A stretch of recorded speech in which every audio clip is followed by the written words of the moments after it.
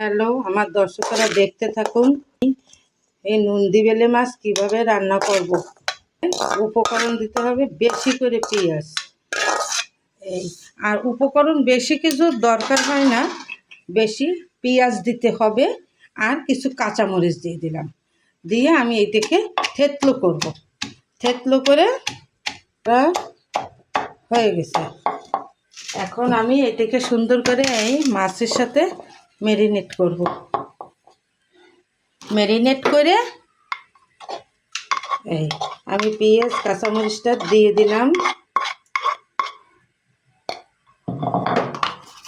পরিমাণ মতন লবণ দিয়ে দিলাম। পরিমাণ মতন সরিষার তেল দিয়ে দিলাম।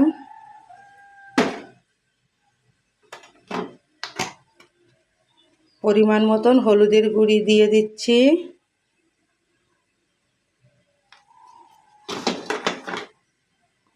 এখন সুন্দর করে এটাকে ম্যারিনেট, দেখেন ম্যারিনেটে কত সুন্দর কালার আসছে।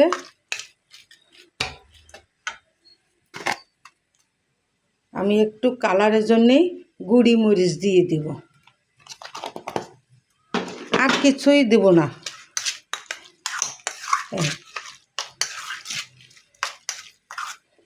আমার ম্যারিনেটটা করা হয়ে গেছে। আমি এখন চুলায় বসিয়ে দিব। চুলার আঁচ ধরিয়ে দিয়েছি। এখন একটু পানি দিয়ে দিলাম।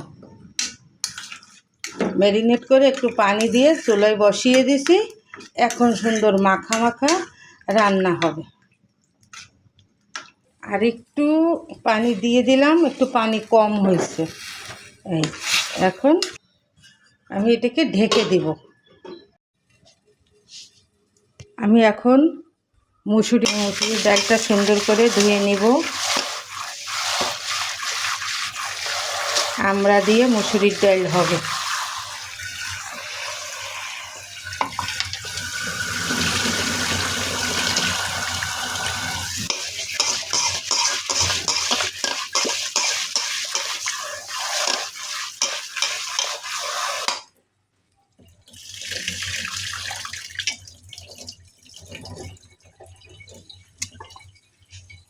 আর মুসুরির ডালটি ধোয়া হয়ে গেছে।